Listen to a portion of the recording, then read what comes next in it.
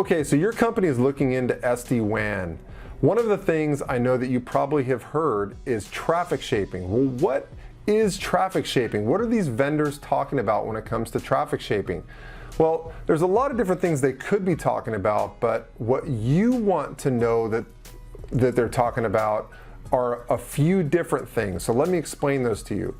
So first and foremost, traffic shaping is prioritization of certain applications. So that's taking your voice traffic and your video traffic and making it a higher priority than, say, web browsing or email, to make sure those things go through nice and smooth, because they're real time. They're a lot more sensitive to things like latency, packet loss, and jitter.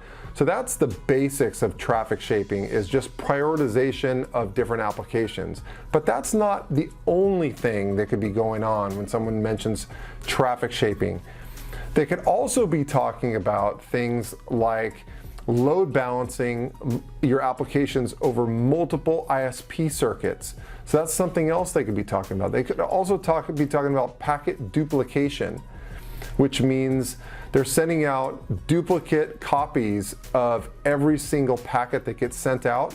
So wherever the places that's receiving the packets is only taking the best packets all the time. So that helps with things like latency across your network.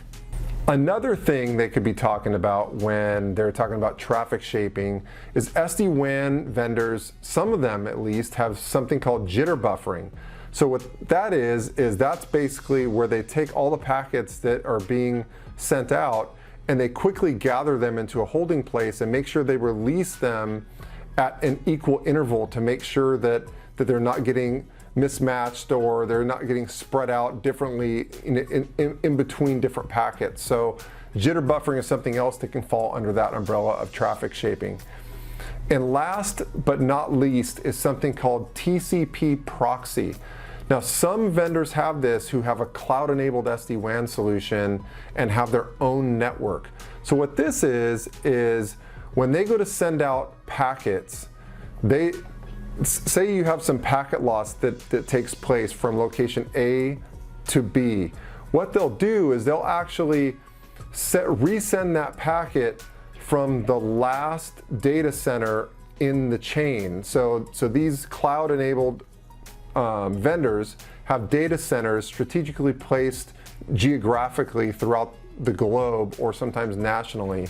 And so as your packets are traveling, it's hitting different data centers of theirs. So instead of resending a lost packet all the way from the beginning like you would with a VPN, they're actually resending that packet from the nearest data center.